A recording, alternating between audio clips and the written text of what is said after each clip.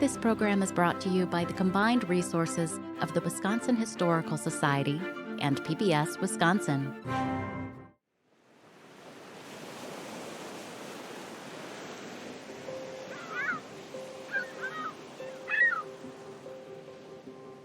Lighthouses occupy that sort of wistful part of our imagination.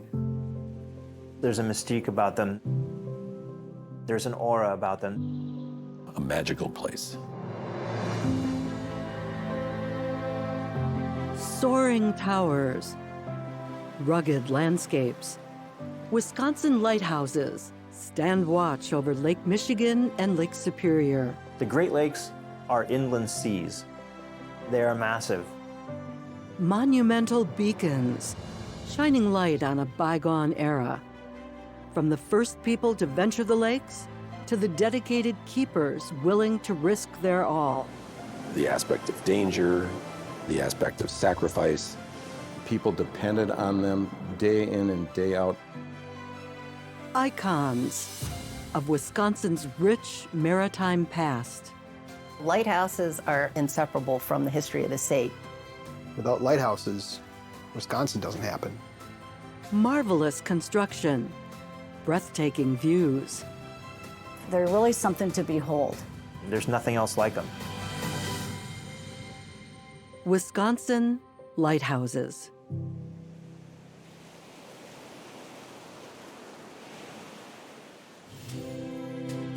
Funding for Wisconsin Lighthouses is provided by the David L. and Rita E. Nelson Family Fund, Dr. Henry Anderson and Shirley Levine, the Ruth St. John and John Dunham West Foundation, Jan Botts and Tom Lippert, the Dwight and Linda Davis Foundation, ACV and Mary Elston Family, Slater Family Fund, Barb and Mike Madden, Obradovich Family Foundation, the Great Lakes Foundation, Reuter Ware, the Fund for Lake Michigan, Trust Point, Wisconsin Coastal Management Program and the National Oceanic and Atmospheric Administration, donors to the Focus Fund for Wisconsin Programs, and friends of PBS Wisconsin.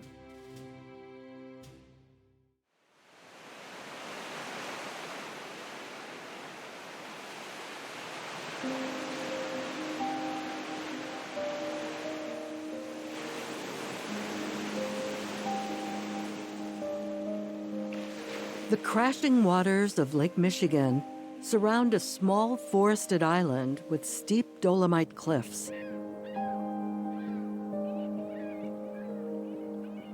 Deep within the rustic landscape lives a pioneer of Wisconsin's maritime history. You're walking through the woods on the trail. You come right over that last crest, and you see this picture-perfect lighthouse standing there. It's pretty amazing to see. The Pottawatomie Lighthouse, located at the tip of the Door County Peninsula on Rock Island. Built in 1836 and then replaced 20 years later with the existing structure seen today, a 41-foot tower with attached keepers' quarters. As it stands today, the house is set up around 1910, so you can kind of picture the lighthouse keepers at that point living there. As you're walking through the house, you get to see the kitchen, the parlor, the bedrooms. You kind of feel like you're at home, which is kind of fun. And then the best part is going up to the lantern room. A view of the water reaching beyond the horizon. A summer day, whitecaps flashing on the surface. An idyllic location, home to Pottawatomie Lighthouse, chosen not for its grand view, but for its utter necessity. It was a matter of life and death.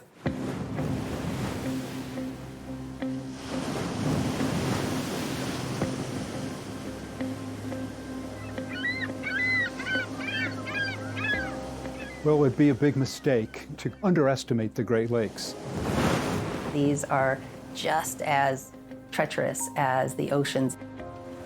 Violent storms blow up, and if you don't run for your life, you're going to be in trouble. Surging waters and rocky formations make the Great Lakes a perilous force of nature. Unless you've been there or you've lived there, you don't really understand the power that these lakes have.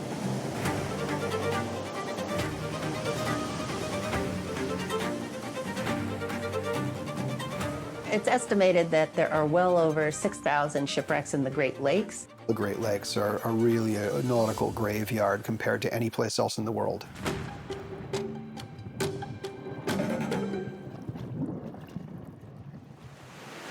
A tiny, secluded island in that nautical graveyard would become pivotal to the story of Wisconsin and home to the state's very first lighthouse, Potawatomi. In the early 1800s, before Wisconsin was even a state, the stone that was coming out of the quarries here, the lumber that was coming out of the forest, all of that needed to go other places on the Great Lakes for the construction of cities.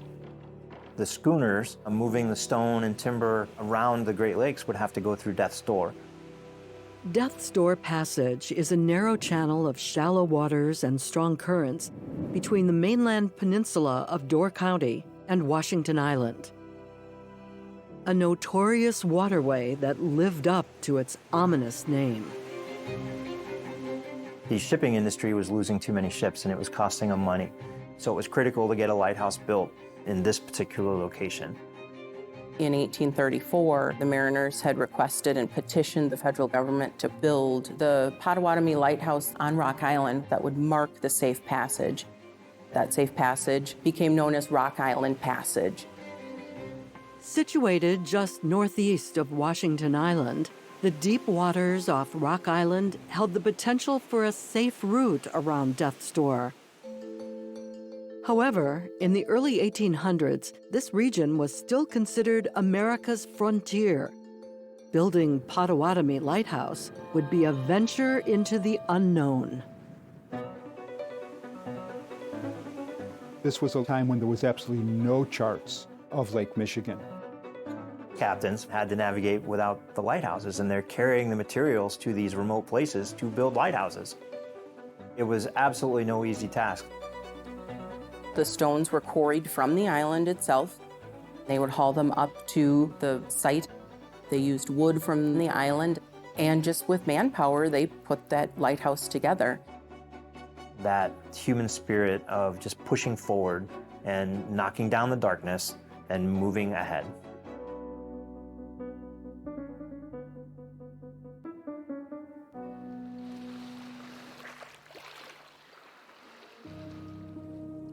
Inaugurated in 1836, Potawatomi Lighthouse was a trailblazer. The very first lighthouse on all of Lake Michigan, remaining in operation until 1988.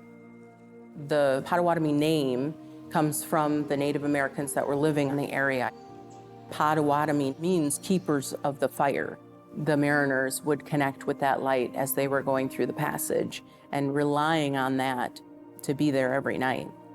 Waiting just on the horizon was a golden era of Wisconsin's maritime history.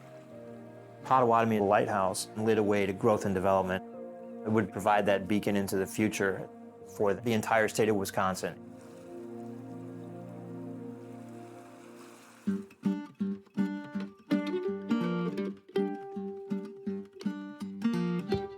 Lighthouses had opened up the state for settlement, and people began to bring their families west. You had to come by boat. There was no other way. Schooners were literally the covered wagons of the Great Lakes frontier. The Great Lakes were the superhighways of the past, forming one of the highest concentrations of lighthouses anywhere in the world. In the 1800s, the volume of vessel traffic on the Great Lakes was easily 20, 30 times what it is today.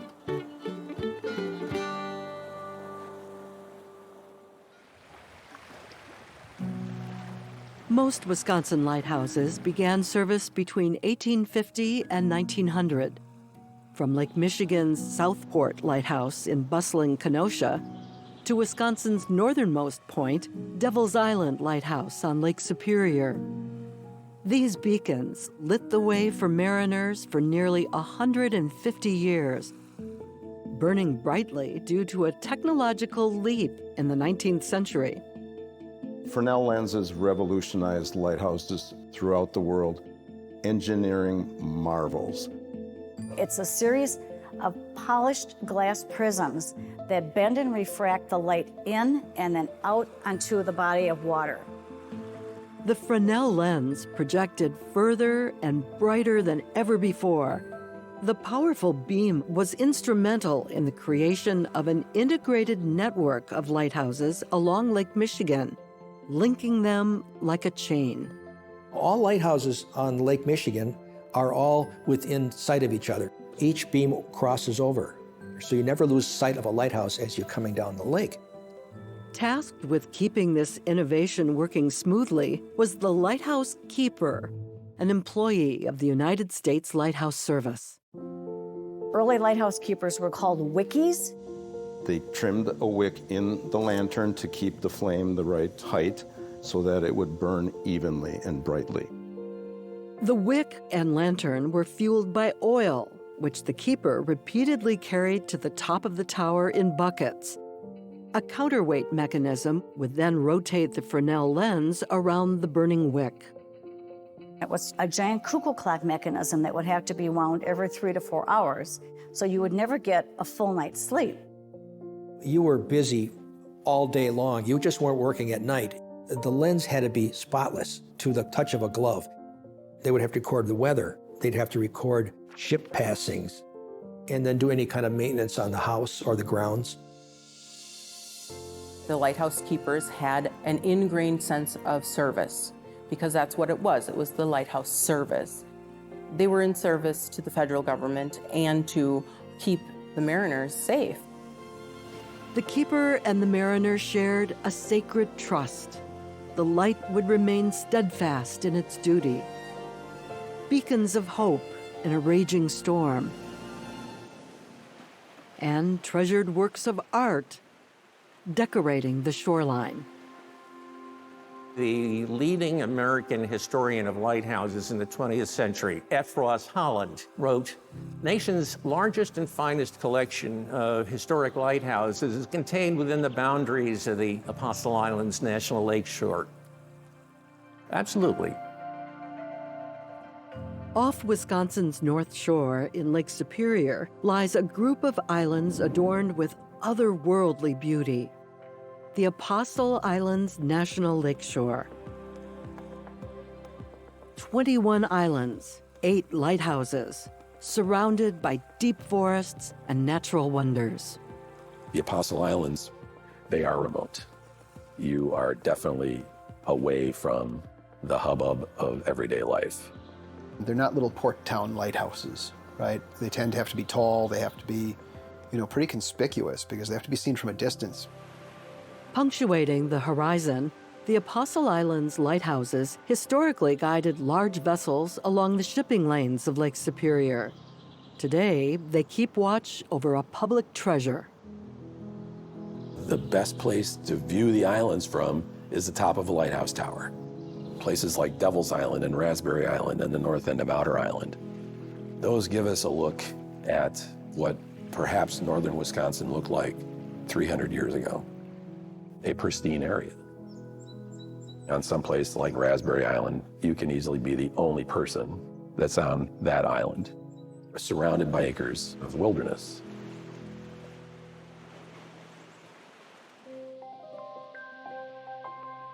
In the late 1800s, a keeper named Francis Yocker lived alone at Raspberry Island Lighthouse. He liked it. It gave him plenty of time to pursue his artistic interests. He was a talented artist. He was a composer. Yocker, a German immigrant, married an Ojibwe woman named Ikwesons, who later went by Catherine. A committed partner, Catherine stayed back on the mainland with their sons, while Yocker lived on Raspberry Island to tend the light. He also wrote articles on Ojibwe folklore that were published in anthropological journals over in Germany. He was Absolutely a Renaissance man. But the one thing he wasn't very good at was operating a boat.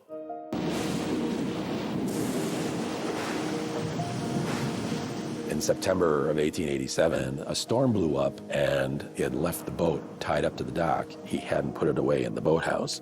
So he jumped out of bed, runs down to the dock, and he jumps into the boat with the intention of sailing it to the boathouse. The problem is that he got pushed a little bit too far offshore. He loses control of the boat, and next thing you know, he's washed up on the beach at Oak Island.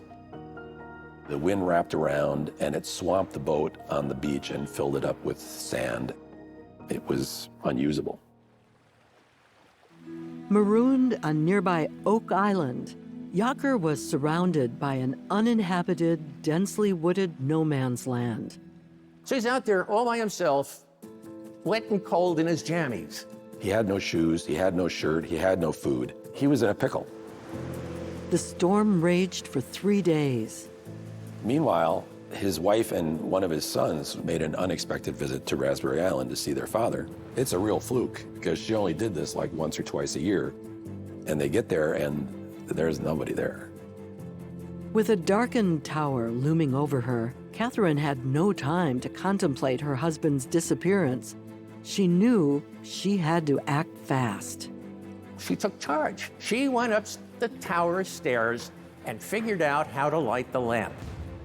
Even there in the dire distress of thinking her husband is lost somewhere on the lake, her first thought is really, we need to get the light going again for the safety of the mariners. By day 3, Francis was figuring out that if he was going to be seen, he needed to get to a different part of the island. Yocker bound up his feet, bushwhacked across the island, and tied what was left of the sail high in a tree. Desperate, alone, Yocker's last bit of hope was fluttering in the storm. But in that dark tempest night, hope prevailed. Yocker's signal was spotted. Taken back to Raspberry Island, the warm glow of the lighthouse welcomed the ragged Yocker home. Waiting for him with open arms, the ever-vigilant Catherine. Must have been a magical moment, a really lucky break. The lighthouse keepers were out there in order to prevent accidents. Catherine, she understood the importance of the light, and she did what she could in order to make it right. I think that shows the level of dedication that was fostered in the culture. The keepers and their families, the wife came in, stepped in and says, that's my responsibility, even right there with the prospect of suddenly widowhood. So it's a reason I admire these people. Entrusted to protect a treasure, Wisconsin lighthouse keepers would soon build a legacy of stewardship, pride, and family.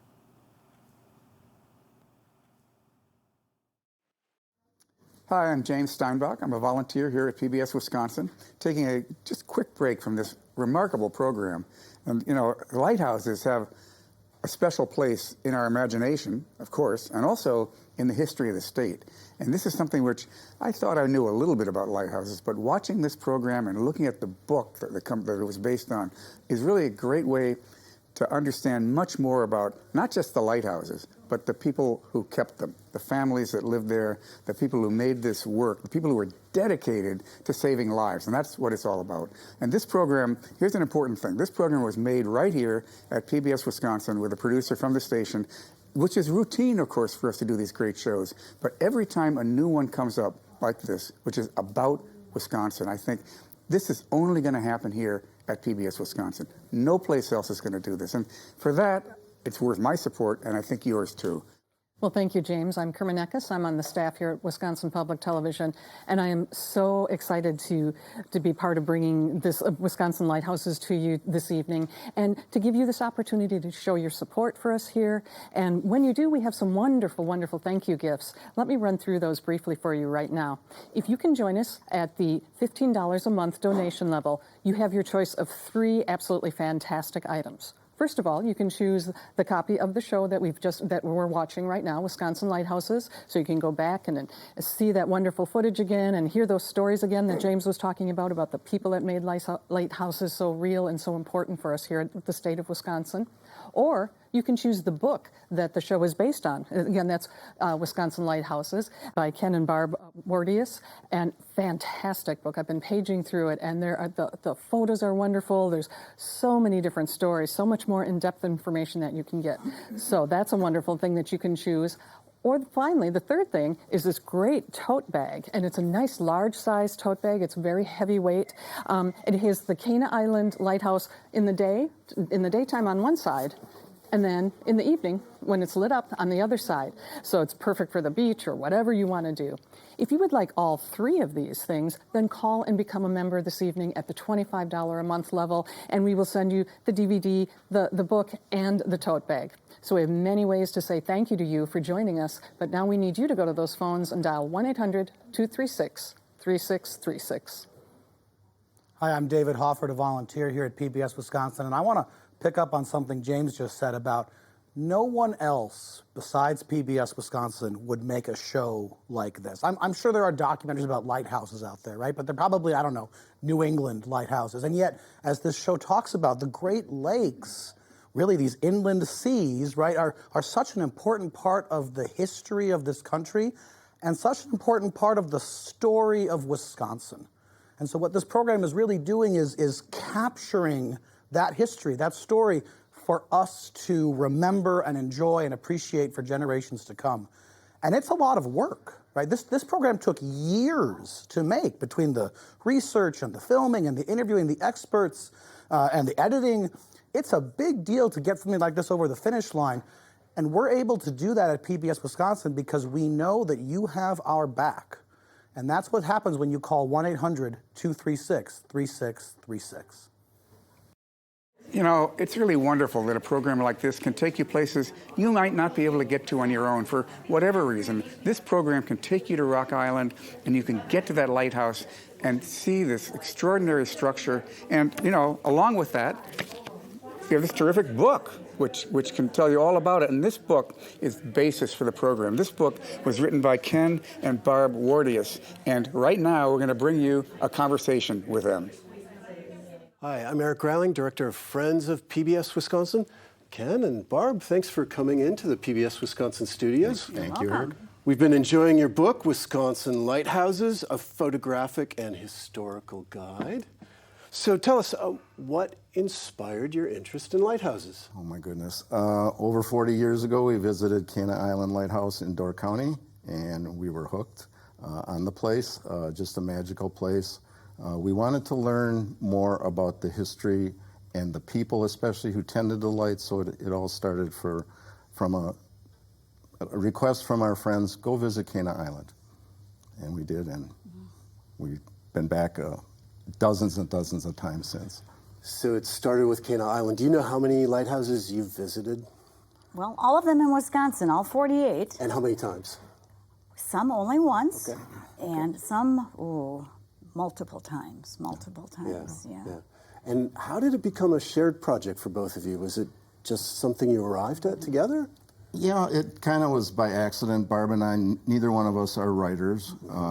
We always had a camera when we traveled around the state, just mostly snapshot for family type photos. As we visited a lighthouse or two, we took some pictures. Some friends of ours said, hey, you got really nice pictures here. Why don't you write a book? We knew no better. Again, neither one of us are experts in that, but Barb and I have always been a team on a lot of things that we do, and it just went from there. Well, that's great. Was it very difficult to research this book? The research took a lot of time. We were still working at the time when we did all the research, so it would be after work at night doing that. And the internet isn't what it is now, which is fine. We had more luck and more accurate information from descendants, historical societies, libraries that would furnish us with information. Great. Well, we're going to hear more from Barb and Ken throughout the program. And right now we're going to go back and please make a call and show your support for Wisconsin Lighthouses. And we'd like to say thank you with a gift of Wisconsin Lighthouses. Well, it was absolutely fabulous to hear that part of that interview with Ken and Barb Wardius, the authors of the book Wisconsin Lighthouses. We'll be hearing more from them later on, but in the meantime, we have plenty of time for you right now to go to those phones, to talk to one of our volunteers, and also take part in some of these wonderful thank you gifts that we can send you when you join us as a member of PBS Wisconsin. So if you join us at the $15 a month level, you have your choice of one of 3 items. You can pick up the DVD or Blu-ray of the show that we've been watching, Wisconsin Lighthouses, or you can take a copy of the book that everything is based on with all those great illustrations and extra stories, or you can take the wonderful tote bag that we have, the nice large-size tote bag with illustrations of the Cana Island Lighthouse at night and during the daytime. So wonderful gifts at that level. You could also join us at the $25 a month level, and we will send you all 3 of those. So you'll get the book, the DVD, and the tote bag. So we have many different things to encourage you to join us this evening, like the people that already have. If you're one of those, thank you so much. If you're not, if you haven't done that yet, please give us a call at 1-800-236-3636.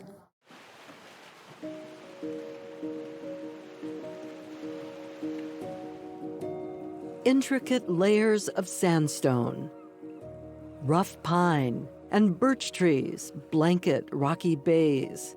Sea caves smoothed by centuries of rippling waters. Sand Island is in the western edge of the Apostles, so it's way out there. If the weather conditions aren't right, you aren't landing, and if you need to get off the island, you're not getting off. The lake is the boss, definitely. The lighthouse at Sand Island was there primarily to give warning to ships to stay off the Apostles. Built in 1881, the Sand Island Lighthouse stands on a red, jagged shoreline, walled in by a fortress of stone. Sand Island Lighthouse was fashioned from the fabric of the island. It's a beautiful building which was built from the rock where it sits. And I can't think of a more intimate way, more profound way that a building can be connected to its environment. Made of brownstone in the style of Norman Gothic architecture, Sand Island Lighthouse provided a picturesque setting for a keeper's quiet life of solitude. The second keeper at Sand Island, I find an interesting fellow for a number of reasons. His name was Emanuel Lewick. He came there for the 1892 season and then stayed 28 years until the lighthouse was automated in 1920. Mr. Lewick enjoyed lighthouse keeping. Loved it. He thrived in the lighthouse life. He spent his first couple of years out at Sand Island all by himself. Then, in 1896, he married a young woman named Ella Gertrude Richardson. She was from Providence, Rhode Island.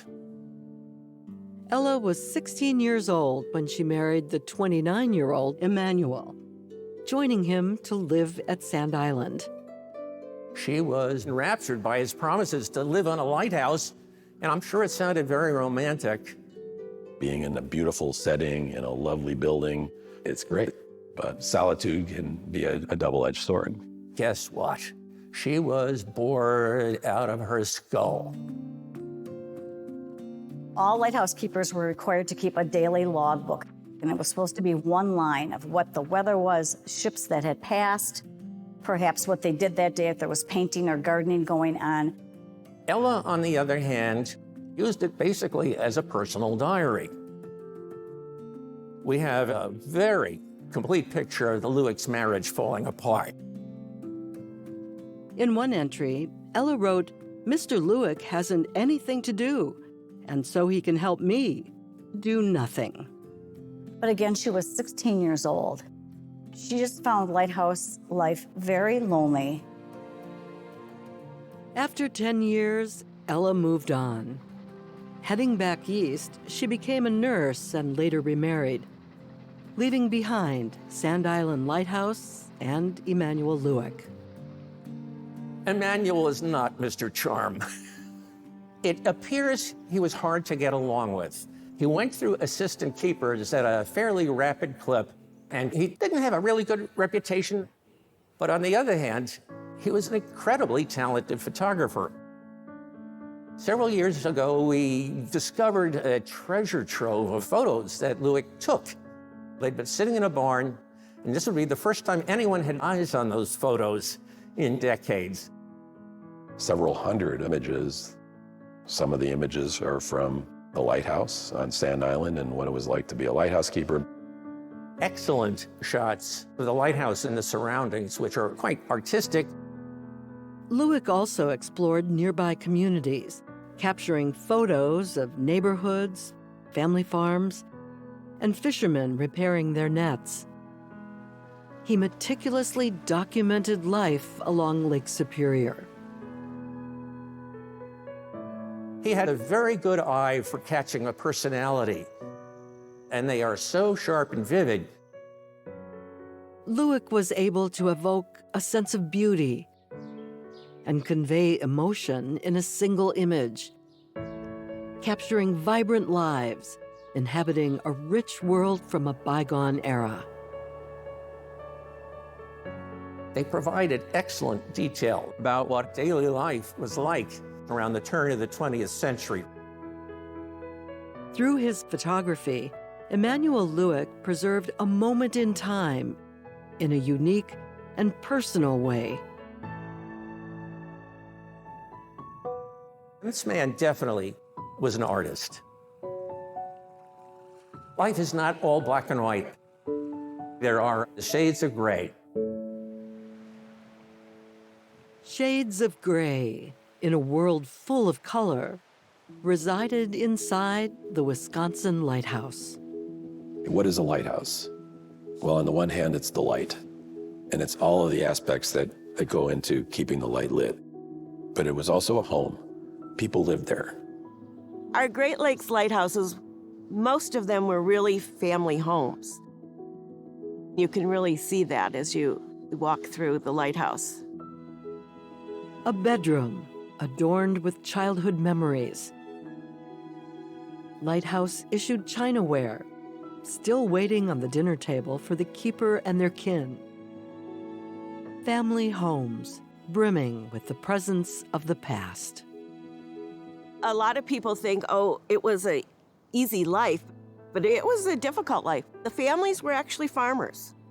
When you think about growing your own food, canning it, storing it, and preparing it, they had to be self-sufficient. Mom's taking care of the kids, there's the cooking, the cleaning, the sewing. It was constant work, which amazes me. People had to survive and fight the elements. All of those things are true, but not all of them were in isolation, especially up here in Door County. Life at the lighthouse was a family affair, no truer than in Door County. Often referred to as the Cape Cod of the Midwest, Wisconsin's eastern peninsula is notable for its scenic shoreline, towering bluffs, and 11 historic lighthouses. Door County has the largest concentration of lighthouses per mile of shoreline than anywhere else in the United States. Beacons such as Sherwood Point, Bailey's Harbor Upper Range, and Potawatomi all served as homes to generations of families. Today, in Peninsula State Park, people flock to the popular Eagle Bluff Lighthouse. Built in 1868 to light up busy Strawberry Channel, the lighthouse sits 76 feet high upon the bluff. There, visitors walk in the footsteps of Eagle Bluff's most memorable inhabitants, the Duclon family.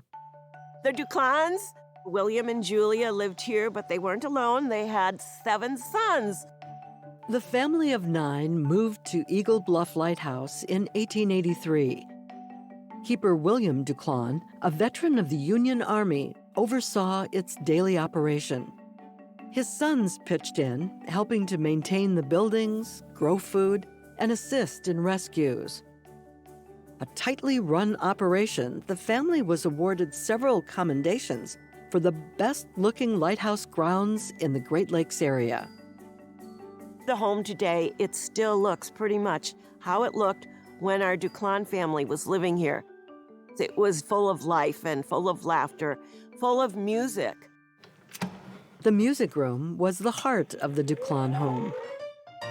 When they moved here to Eagle Bluff, William surprised the family with a piano. Julia grew up playing piano, and she wanted a piano for her 7 boys. All 7 boys learned how to play piano. They also played violin, cello, bass fiddle, accordion, harmonica, and guitar.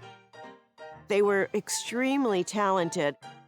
The Duclon boys took their talents on the road, performing around Door County in dance halls and at weddings. They also played in some rough venues, holding their own in the occasional fight, even brawling once with the sons of a rival lighthouse family over a group of young ladies. One of the Duclon boys threw the first punch. A big scandal back then. At Eagle Bluff, the family bond was tied to their love of music, opening their home to entertain anyone who would come. People were living in little log cabins or little shanties by the water if they were fishermen. So to your neighbors, this place was a mansion. And of course, they were all interested in this home. At times, 40 people would huddle together for a potluck and a musical melody. For the Duclons, the piano was an important piece in their lives. It was. It connected them really with the rest of the families living in the area. This was quite the party house back in the day. The sound of the piano filled the air at Eagle Bluff for decades, bringing friends and neighbors together at the lighthouse. The Duclon family was here for 35 years. This was a gathering place for these communities. Though not Door County's oldest or tallest lighthouse, Eagle Bluff was perhaps the liveliest, thanks to the spirited Duclons, their family home still welcoming people today. We call the lighthouse the heart, but the soul of the lighthouse are the people that tended it, the families that spent decades of their lives making sure that mariners out on the lake were safe. Dedicated, hardworking people.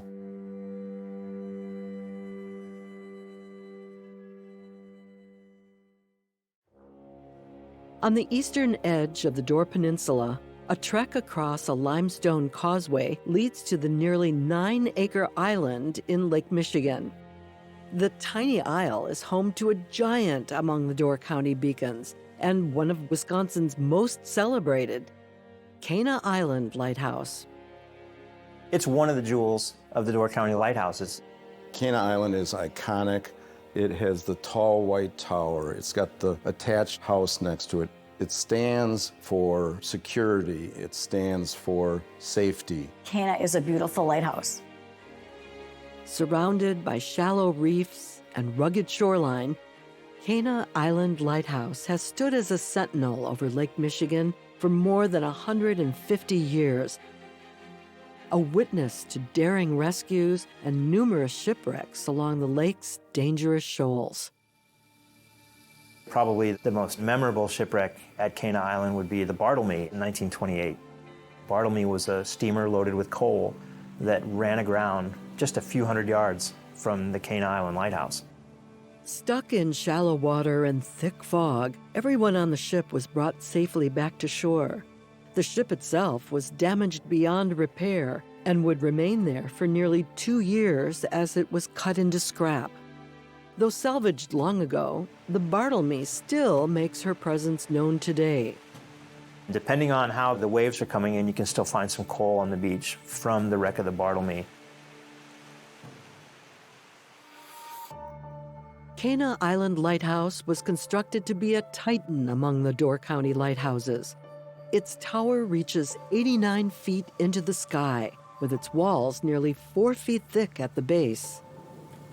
Built from Milwaukee Cream City brick, the lighthouse stood firm on the exposed island, while repeatedly put to the test by fierce and unpredictable storms. 10 years into the life of the lighthouse, they noticed it was weathering much faster than was anticipated. In the early 1900s, they put the metal cladding around it to protect it. And it's still there today, so it worked. The powerful structure remains a distinctive landmark along the Door Peninsula, making it one of the area's most popular attractions. Its historic and scenic appeal calling visitors to take a journey back through time. Cana is a special place, and if you walk out there, then you feel it. People go inside and realize this is a piece of history. At the base of the tower, a doorway beckons into the past. A climb up the spiral staircase, step by step. 102 cast iron stairs stretch toward the top of the tower. Feel that ache in your calves as you climb those steps in the lighthouse, and think about what those lighthouse keepers had to do to keep that lamp lit. Wow. Marching upward, the open stairwell allows air to flow through the tower. Portholes mark the progress of the ascent. Waiting above, a treasure of Wisconsin's maritime history. As you get into the actual lantern room area, you can look up and see the Fresnel lens that's still there today. Still in operation, the Fresnel lens at Cana Island is one of a select few to remain lit in all the Great Lakes. The fact that it is still a navigation beacon today speaks volumes about it. It's well over 150 years old and still guiding ships. It's phenomenal.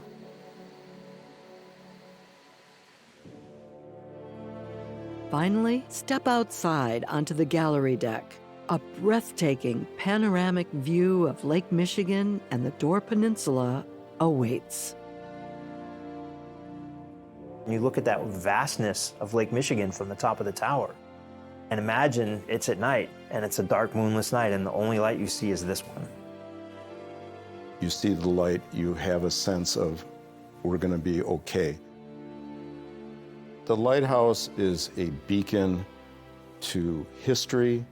It's a monument to bravery, to stability, to security. If you close your eyes and you dream about this perfect lighthouse, Cana Island is, to me, that place.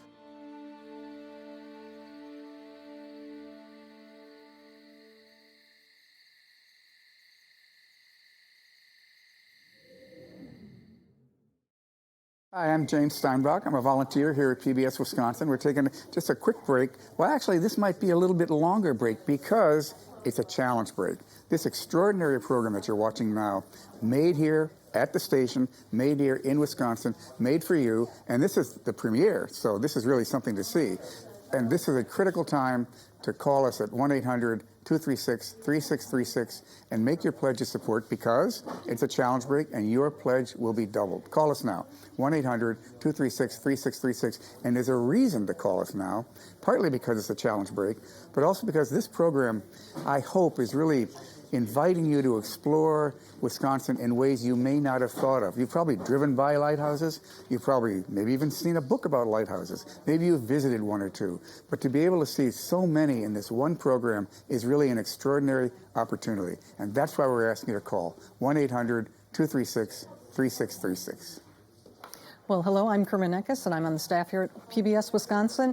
And now is the perfect time, as James mentioned, for you to call and become a member of PBS Wisconsin because your donation will be matched dollar for dollar. It's a great time for you to call and really have a wonderful impact and show your support for us here at PBS Wisconsin. And of course, when you do, we have some thank you gifts that we'd like to send your way. At a $15 level, that's $15 a month, you have your choice of 3 different items.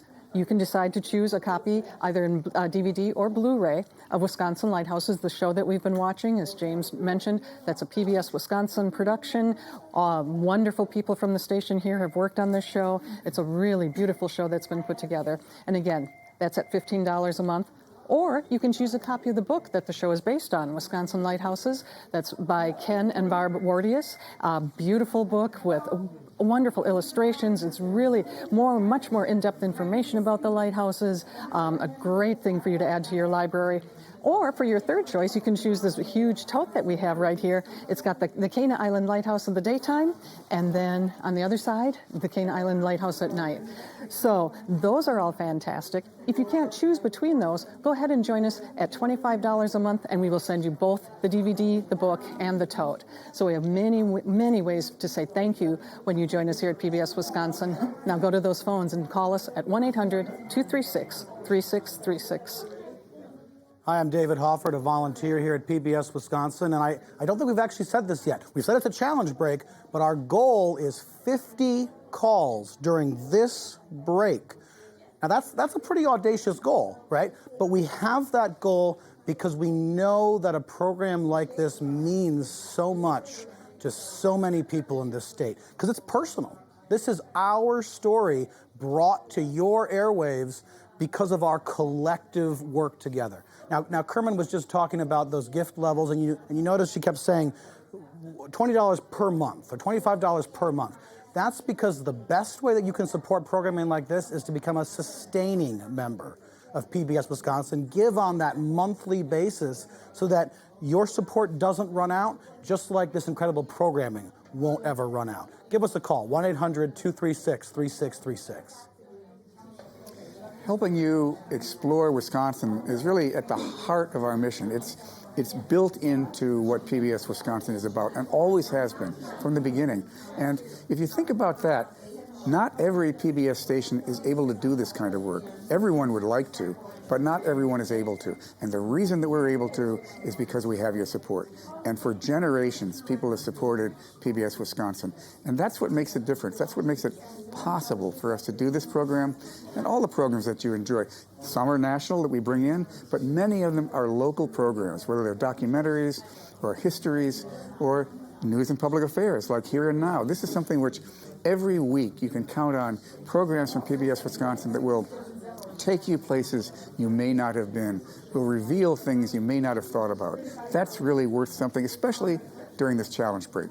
We want 50 calls. We're at 11. We can do better than that. Give us a call, 1-800-236-3636. Well, thank you, James. And don't forget, when you do call and join us as a member of PBS Wisconsin this evening, we have some thank you gifts that we can send your way. If you join us at that $15 a month level, you have your choice of 3 different items. You can take a copy, either in DVD or Blu-ray, of the show that we've been watching. So a great way to go back and visit those lighthouses once again. Or you can take a copy of the book by Ken and Barb Bordius, Wisconsin Lighthouses, and this is the book that everything is based on. So much more in-depth writing about the different lighthouses. There's some great historical and current day pictures of the lighthouses, so it's a wonderful addition to your library. Or you can choose this beautiful tote. It's a nice large-sized tote, a heavy canvas, and it's a great way to show your support. So talk to one of our volunteers about that, and they can help you on your way to becoming a member. In the meantime, we're going to go back and see some more of the interview with Ken and Barb Bordius. They have some great information about the creation of their book, Wisconsin Lighthouses. So here's Ken and Barb.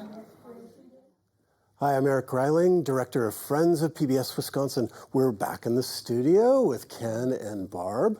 Your book was really important to our research to make this documentary, Wisconsin Lighthouses, and it really is a companion to the documentary. Can you give us a bit of an overview of your book? It's broken down geographically to different sections of Wisconsin: Lake Superior, Lake Winnebago. We had no idea there were lighthouses on Lake Winnebago when we began our research. And then all the rest of the lighthouses are on some portion of Lake Michigan. One portion is called the Bay of Green Bay, and then the rest of the coastline all the way down to the state line in Lake Michigan. Are there some highlights of the book you'd like to call out? Any special features? One of our favorite stories involves the Lueck family at Sand Island Lighthouse. Emmanuel Lueck was the keeper there, and he brought his bride, Miss Ella, at 16 years of age, to live on the island with him. Well, lighthouse life was difficult. She lasted about 10 years and left Mr. Lueck, went out east, remarried, and became a registered nurse. But don't despair. Mr. Lueck found love and did remarry and have 2 children on Sand Island. And that's not the only story about a woman being in a lighthouse or a lighthouse keeper, is it? No, it's not. Barb and I grew up in Milwaukee. There's a lighthouse in Lake Park, Milwaukee North Point Light. When we went there to do research, we learned of a lady by the name of Georgia Stebbins. Once we learned a little bit of her story, fascinating woman, a head lighthouse keeper for over 30 years at Milwaukee North Point. That was very, very rare during that era. Just a fabulous, hardworking mother, wife, and lighthouse keeper. And we're going to hear more about Georgia Stebbins in this next segment, so let's go back to the program. We'll come back to Barb and Ken later. And if you want to have a copy of Wisconsin Lighthouses as your thank you gift, please give us a call at 1-800-236-3636. And again, this is a challenge break. Our goal is 50 calls. We're at 31, but I bet we're actually at more than that because the phone lines are busy. If you are currently waiting to get through, please stay on the line. You can also go to pbswisconsin.org, but your call will be answered and it will count towards that challenge break. We just need a little patience because there is a great response, which of course is incredible. Just heard a bunch of information about the stories in this book. I want to point out it's also just a great road trip guide, right? My wife and I have hosted exchange students for a few years, and we've planned these epic road trips, and we've been saying we should do more in Wisconsin. What a great opportunity to kind of have ideas planted of where we should go and what we should explore right in our own backyard. But whatever your motivation, maybe it's the book, maybe it's supporting a program like this. We are now up to 36 calls, going for 50. Give us a call, 1-800-236-3636. I'm a member of PBS Wisconsin, and I like to think that when I do that, I'm helping to bring all of these shows to people all across the state. And to me, that's something that's very important. So if that's something that's important to you, call us right now during this challenge break, and we will put your pledge of support to work immediately. And we'll also send you some wonderful thank you gifts. You can have a copy of the DVD or Blu-ray of the show that we've been watching. Or you can have a copy of the book, which, again, is this fabulous book, Wisconsin Lighthouses by Ken and Barb Wardius. We've been hearing from them. And the book, it could be a road guide for you as you're touring Wisconsin and looking at lighthouses. But no matter how you use it, it's a fabulous book, and it's something you'll want in your library. Or you can choose to take this beautiful canvas tote. It's a nice large size tote. On one side it has the Cana Island Lighthouse at night, and on the other side is the Cana Island Lighthouse at daytime. So these are all great. Or you can take all three of these if you call and become a member at the $25 a month level.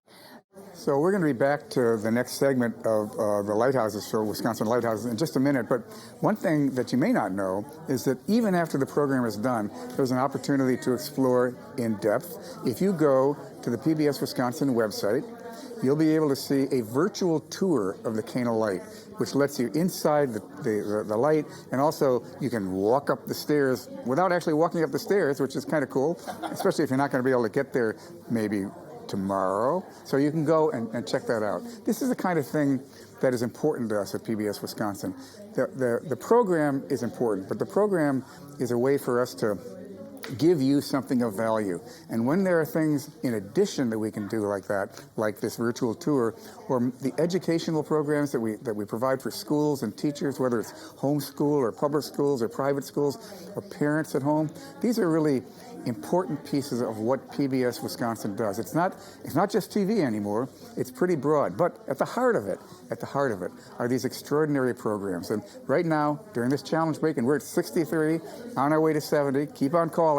If you don't get through right away, stick with it. Call us at 1-800-236-3636.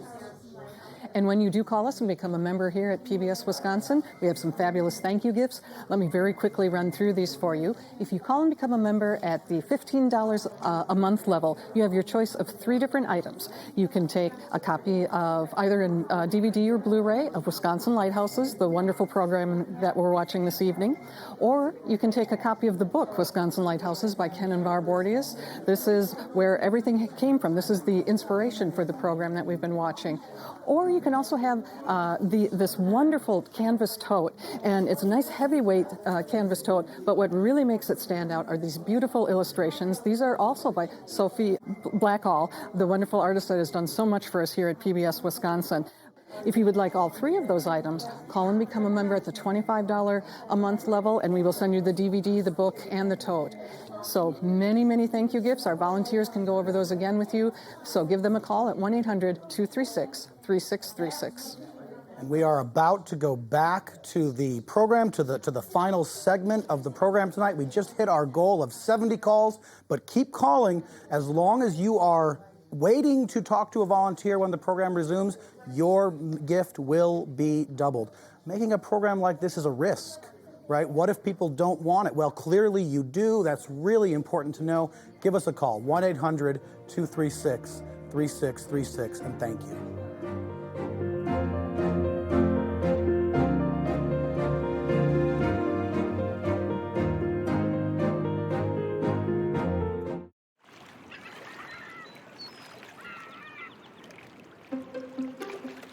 The thing that strikes me about Wisconsin lighthouses is the variety. Different sizes, shapes, colors. There's a lot of really unique lighthouses. Stationed in quaint port towns, on breakwaters marking harbors, like Kewaunee and Sturgeon Bay, and along the shoreline, like the state's tallest lighthouse, Raleigh Point, at 113 feet. These aids to navigation are connected to a legacy of travel along the Great Lakes, starting with the earliest travelers to mark the way, the First Nations people. If you think about how people look at landmarks when you're on the road, they had landmarks on the lake. They would climb trees and they would cut maybe half the branches off from the ground up. So those are known as lob trees. And each of those meant something. You either turn left here, turn right there, go east, go west, go north. These trees are essentially their lighthouses. Fires were utilized for travel at night, often lit on large tree stumps near the shoreline or placed high on a hilltop. Mirroring these signal fires, the region's early lighthouses were positioned on elevated points. Their design was short in stature, yet built for function, paving the way for a more stylistic approach to lighthouse architecture on the Great Lakes. They finally evolved to the tall brick and metal structures we know today with Fresnel lenses in them. Some of them are magnificent works of the architect's art. They're beautiful. A giant sentinel stretches 108 feet into the sky, its stark white tapered tower prominent against the shoreline. Wind Point Lighthouse, located near Racine in southeastern Wisconsin. Wind Point really is a gorgeous work of art. It's strong, it's majestic, it's very graceful. It's just simply beautiful. Pretty much the definition of picturesque. Wind Point Lighthouse. Built in 1880, Wind Point's architectural design is known as the Poe-style lighthouse, a style attributed to Orlando Metcalf Poe, a veteran of the Civil War who served under General William Sherman. After the war, Poe was the chief engineer of the Upper Great Lakes Lighthouse District and oversaw the construction of numerous beacons along the Great Lakes.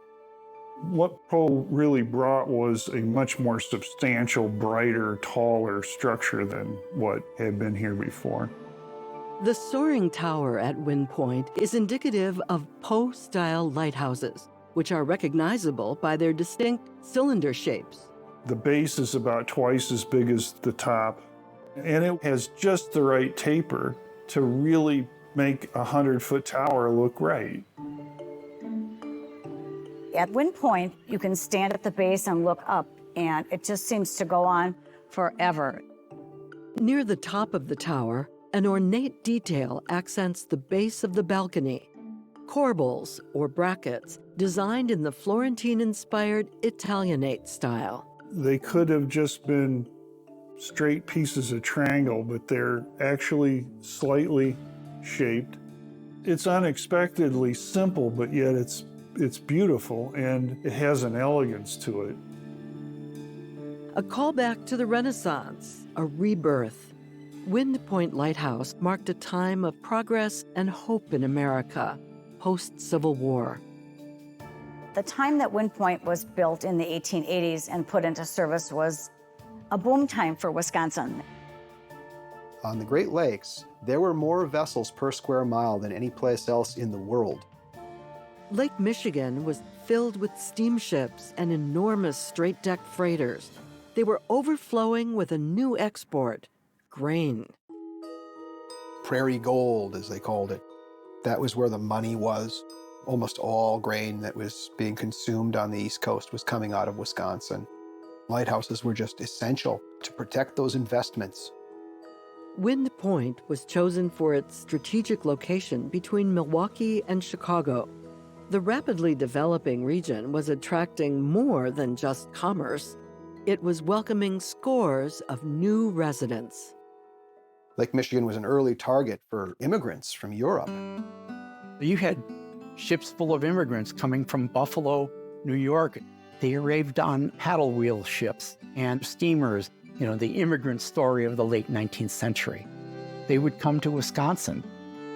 Seeking freedom and opportunity, the journey to Wisconsin was challenging. After a harrowing trip across the Atlantic, many immigrants still had to brave the crowded and dangerous Great Lakes. With that volume of vessel density, you're going to have accidents. Some ships didn't make it.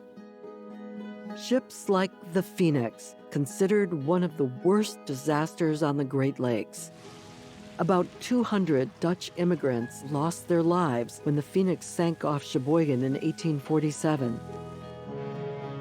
But for the many immigrants who did find safe passage, a lighthouse meant reassurance in a new land. The lighthouse was that feeling of safety. When you saw the lighthouse at Manitowoc or Sheboygan, you had reached your destination, and there had to be a sigh of relief. The idea that the ship captain knew where he was going. In a storm, you knew there was land here. And as an immigrant coming in on one of those boats, being afraid and having the crews then tell you, don't worry, the shore's over there, see the light. Waiting on the shoreline outside Racine, Wind Point Light. Classic, old-world design in a new world. Your first glimpse is this majestic tower leading you to your new home. I think it would stop your heart just because you'd think, I'm finally here, I've made it.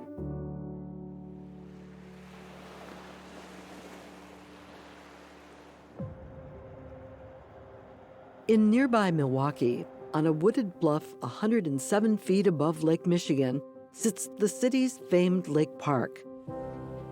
138 acres of winding paths, deep ravines, and panoramic views of the water. The park's centerpiece, a beacon like no other, North Point Lighthouse. North Point Lighthouse is actually a compilation of parts of 3 different lighthouses. Originally constructed in 1855, severe erosion to the bluff it stood on jeopardized the brick structure. In 1888, a new cast-iron tower was built 100 feet inland, with the lantern of the original lighthouse placed on top. But by the turn of the 20th century, North Point needed yet another upgrade. What do you do when you design a park? You plant trees. Well, by 1911, the tree line's too high, you can't see the lighthouse anymore. The solution was a third tower built in the same location, with the previous tower and lantern fitted on top of it. If you look at the current lighthouse at North Point today, there's actually a seam in the middle that differentiates the new base, which has circular windows, from the top half, which has rectangular windows from the tower built in 1888. The unconventional history of North Point Lighthouse made it a fitting home for its most famous resident, a keeper who had challenged the social norms of her era, a keeper named Georgia Stebbins. In 1873, Georgia was living in New York. She gave birth to 2 daughters, but she lost them in childbirth and illness. Then she was informed that she had tuberculosis. The doctor said, The only chance you have is to get out of New York and get some fresh air. Georgia Stebbins' father was the lighthouse keeper at North Point in Milwaukee. The fresh breeze off Lake Michigan was just what the doctor ordered. She decided that she would go out there to recuperate and hopefully get better. Her husband, Lamel, who was a watchmaker, she left him back in New York. She didn't realize how long she was going to be out there. Just for someone, to leave your home state where you were born and where you know everything, and to come alone to the wild, wild west that was Wisconsin even then. I can't imagine. In Milwaukee, Georgia Stebbins' aging father was declining in health. The family feared he was unable to continue his duty to the lighthouse, risking his job and their livelihood. Georgia stepped up and took over as the unofficial keeper at North Point Light. She freely was willing to learn all the trade of the lighthouse keeping duties, and she just stepped in and she just did it. She was active. She had to climb stairs. She was outside. She was busy. In those days, you're talking long Victorian dresses, petticoats, button-up shoes. I'm picturing her holding up the skirt and then having some fuel in her other hand to go up the stairs and tend her light. Don't forget, Georgia had tuberculosis. Just her will must have propelled her up those stairs. Georgia Stebbins' health improved. Reinvigorated, she embarked on a new life for herself at North Point Lighthouse. She had found her purpose. She took the job seriously, did the job exemplary, and was just a dedicated person, steadfast, like the lighthouse itself. There was times when she would see a ship that ran aground below the bluffs. She would go down there, get out in a rowboat and row out and rescue the crew. The lighthouse and tending to it seemed to be her life. She was always here, always on duty. Committed to North Point Lighthouse, Georgia Stebbins built her life around it, rarely leaving its grounds. Even with her responsibilities growing as she welcomed a son, Albert. Her son was born at the lighthouse. She gave birth at home because she had to keep up her duties. There was no such thing as maternity leave in those days. You just gave birth and got right back to work. With her beloved bull mastiff Tappan by her side, Georgia raised her son alone at the lighthouse. She was just a really, really strong woman. Georgia Stebbins was definitely a portrait of dedication. In 1881, her dedication paid off. After 7 years of serving in an unofficial capacity, the U.S. Lighthouse Service named her the official head keeper of North Point Lighthouse. For a woman in that era, it was not common at all to have the official head keeper title. Officially, she was head keeper for more than 20 years, but with helping her father, she was here for almost 3 decades. It was amazing. She retired before women had the right to vote. Georgia Stebbins retired in 1907 as the longest-serving lighthouse keeper in North Point's history. She was a woman definitely before her time, working in a man's world, running the entire show for all these years as a lighthouse keeper.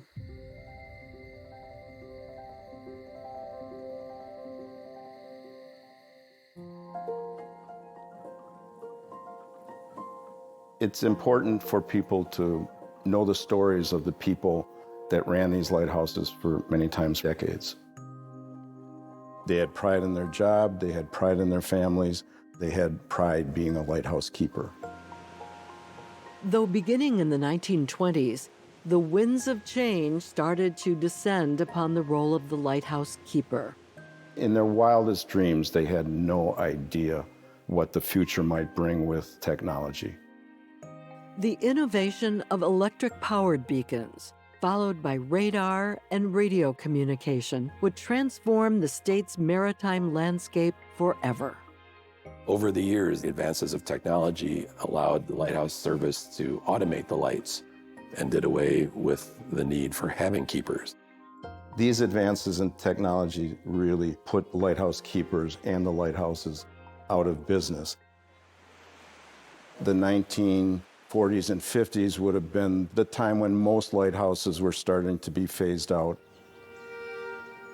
Often abandoned, lighthouses quickly fell into disrepair. There are many lighthouses that do not have a happy ending. Some lighthouses were intentionally demolished, never to return again. The Racine Reef Lighthouse was a unique light on the Great Lakes, one of a kind, Victorian style, gorgeous, gone. Today, very few lighthouses remain in operation. Their sweeping beams replaced by flashing LED lights, new cost-effective steel-frame towers, and GPS navigation. Often reduced to lonely landmarks, lighthouses remain in various stages of ruin in a test against time. Preserving a 150-year-old lighthouse has its challenges. Lighthouse preservation today is a difficult job. It takes tremendous resources, people, time, money to refurbish a light that has not been in good repair for many times decades. In 2006, the sound of pounding hammers and buzzing saws reverberated throughout a tranquil island in Lake Superior. Wind, weather, and time had all taken their toll on Raspberry Island Lighthouse in the Apostle Islands National Lakeshore. Anybody who owns a house knows just how much maintenance goes into keeping a house livable. We got to refinish the floors, fix all the plaster walls, fix the windows, fix the doors, put a new roof on, refurnish the kitchen. From painters to plasterers, over 50 different types of tradespeople plied their talents to this complex and exacting project. A rehab 100 years in the making. Raspberry's been gradually falling down. The last time it had a major renovation, a lot of work done, was 1906. A federal grant awarded to the National Park Service assured that Raspberry Island Lighthouse would not go extinct. These places don't just survive on their own. They require, in this case, legislation. They require committed people. They require a fair amount of public money and private money and the dedication of hundreds of people. After 2 years of hard work and dedication, Welcome to Raspberry Island. Raspberry Island Lighthouse was ready for its grand reopening. Okay, 3, 2, 1, cut. Raspberry, in a lot of ways, is the showcase of the Apostle Islands. It's not the biggest lighthouse. It's not the most dramatic setting, but it has a human side of it, I think, that really resonates with people.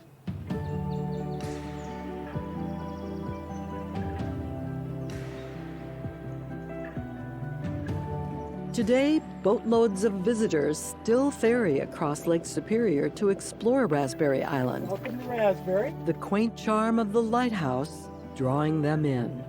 The white building, the red roof, the blue sky, the blue water. It's just a beautiful location. It's one of the best restored lighthouses in the state. It's gorgeous. You walk in the lighthouse, it's like you've been transferred back in time to the 1920s. The lighthouse is preserved and curated to reflect the year 1924, chosen to honor Raspberry's keeper, Lee Benton, who kept vivid notes detailing his family's life at the lighthouse in the 1920s. A roadmap outlining Raspberry's rich history. We reestablished the dining room chairs, dining room table, pictures for the walls, the sewing machine that Lee Benton used to use. This is the keeper of this light. His name is... The fun part about taking people on tours is a lot of, the older folks, it kind of reminds them of what they saw when they went to visit their grandmother growing up.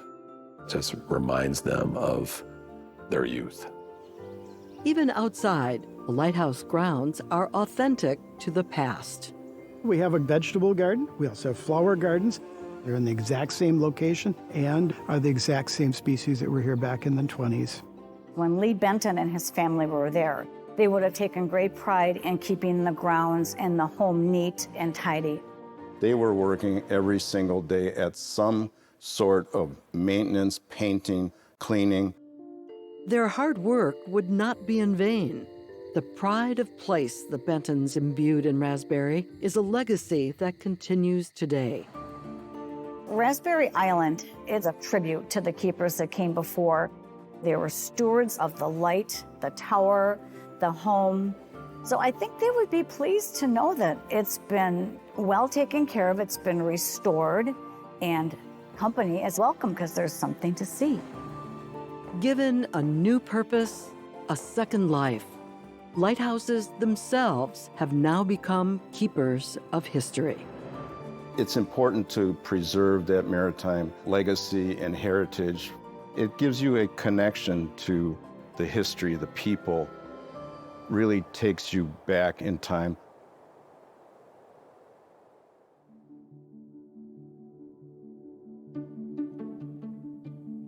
Lighthouses have a connection to an era that is long gone, but it's important to keep that history alive. Whether it's individuals or the Park Service, there are custodians of these lights who continue to maintain them for the historic resources they are. Being able to see this span of a century and a half of the history of Wisconsin all encompassed in the buildings. Those people are gone, but the stories still remain. Stories of courage, duty, and family. Lighthouses continue to inspire and capture the imagination. I think what draws people to lighthouses is their uniqueness and what they stood for. They're monumental in a way. A lighthouse is a guiding post. A lighthouse is a beacon to show people the true path. It's become ingrained in our culture. Probably for 100 years, that maritime culture was a huge part of our state, and it molded our character as a people. It's really at the heart of who we are here in Wisconsin. Pillars of strength, guardians of history. The power and appeal of the Wisconsin Lighthouse endures. The spirit of the state embodied in these iconic structures. They stand today still as symbols of dedication, hard work. They are a beacon of hope, a beacon of security. That's the essence of what a lighthouse is.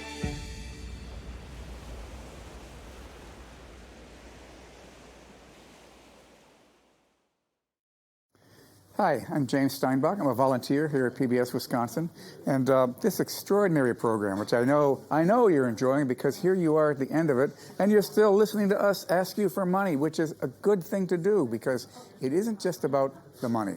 We need that, absolutely need that. That's why we ask. But it's also about the support. The most important thing you can do as a person in Wisconsin is to watch PBS Wisconsin and to share that with other folks, to tell them about the show you watched, to sit down with other folks and watch it. That's really what we're about. It's community. It's about Wisconsin. We are here because of you. We are here because you and I support PBS Wisconsin, and we support it with our dollars, we support it with our thoughts, we support it with our eyeballs. That's all an important part of PBS Wisconsin. So keep on doing those things. Keep on sending the money, keep on sending yourselves, keep on sharing with your kids, and call us at 1-800-236-3636. Well, thank you, James. I'm Kerman Eckes on the staff here at PBS Wisconsin. And if you've already called us this evening, thank you so much. If it's something you've been thinking about doing, now's the perfect time to go to those phones and talk to one of our volunteers. And of course, don't forget, when you do join us here at PBS Wisconsin this evening, we have some fabulous thank you gifts, and I'll run through these briefly for you right now. If you call and become a member at the $15 a month level, you have your choice of one of 3 items. You can take a copy of, on either DVD or Blu-ray, Wisconsin Lighthouses, the fabulous show that we've just finished watching, so you can go through that again. Or you can get a copy of Wisconsin Lighthouses, the book by Ken and Barb Wardius. So a great way to go back and get some more in-depth information about those lighthouses. And finally, for your third choice, we have this absolutely fabulous tote. And I love this tote. It's a nice heavyweight canvas tote. But what really makes it stand out is the artwork that's on the tote itself. The artwork is done by artist Sophie Blackall. And she has done a beautiful illustration of Cana Island Lighthouse in the daytime on one side, and then on the other side is the Cana Island Lighthouse at night. So absolutely beautiful tote, a great way, boy, if you're into lighthouses, this is something that you're going to want to add to your collection. Or you can get all 3 of these with a commitment at $25 a month here for PBS Wisconsin. So it all starts with you going to your phone and dialing 1-800-236-3636. So in this last segment we were watching, we heard the story of Georgia Stebbins. And this is a woman, you saw the show, you know that, who dedicated her life to keeping the light. And she stayed there, what did it say? She stayed there never spending a night away from the lighthouse. Never spending a night away from the lighthouse.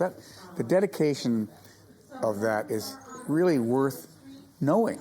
And telling these stories about Wisconsin folks who you may never have heard of, who have done these extraordinary things, is one of the things that I really value about PBS Wisconsin. It's great to have the celebrities and all the things that we do when we do music, but the greatest thing is when we see our neighbors and our friends and the histories from the past that really reveal to us something about where we've come from and perhaps where we're going as well, because it all connects. And I think that that's something that PBS Wisconsin really celebrates and encourages you and engages you and invites you to share. So give us a call, 1-800-236-3636.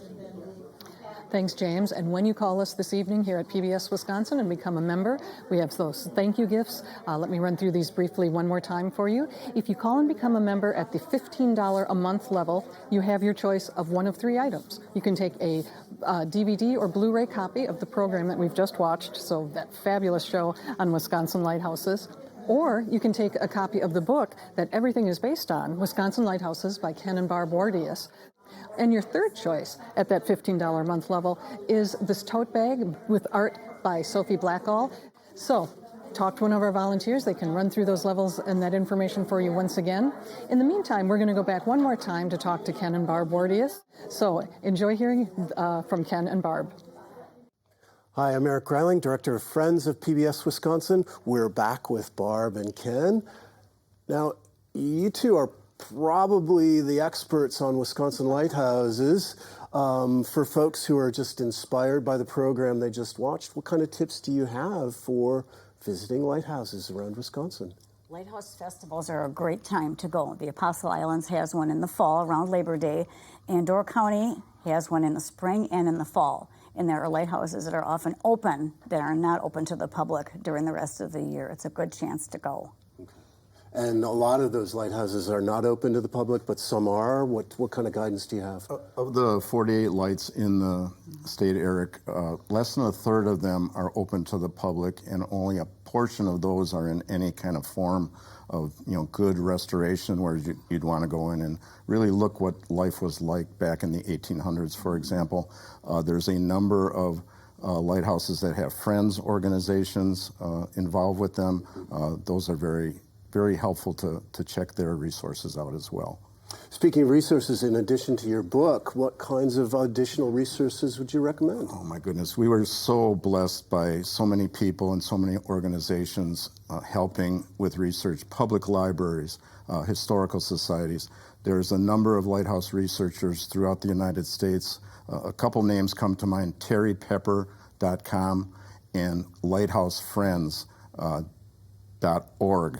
Are a wealth of information of lighthouses throughout the Great Lakes as well as the entire country. And we should say you also have a lecture on our University Place series, which folks can find online. We do. That's great. That's great.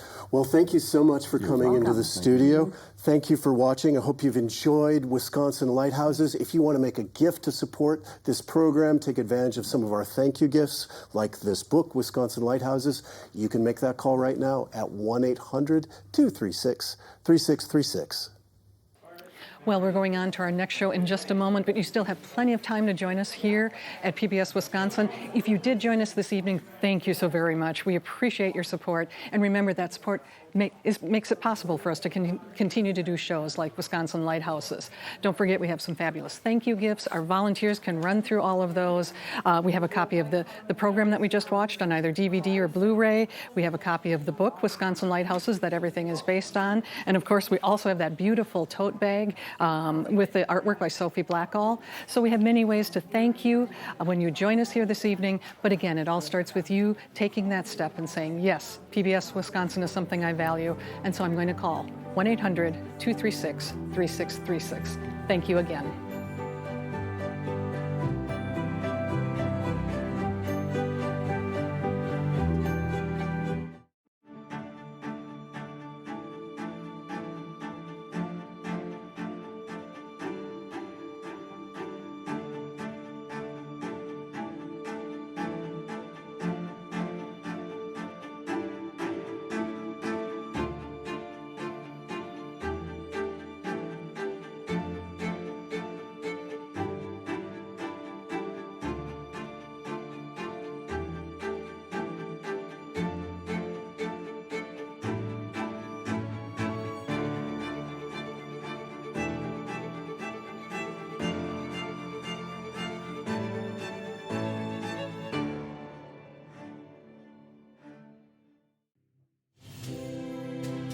Funding for Wisconsin Lighthouses is provided by the David L. and Rita E. Nelson Family Fund, Dr. Henry Anderson and Shirley Levine, the Ruth St. John and John Dunham West Foundation, Jan Botts and Tom Lippert, the Dwight and Linda Davis Foundation, ACV and Mary Elston Family, Slater Family Fund, Barb and Mike Madden, Obradovich Family Foundation, the Great Lakes Foundation, Reuter Ware, the Fund for Lake Michigan, Trust Point, Wisconsin Coastal Management Program and the National Oceanic and Atmospheric Administration, donors to the Focus Fund for Wisconsin Programs, and friends of PBS Wisconsin.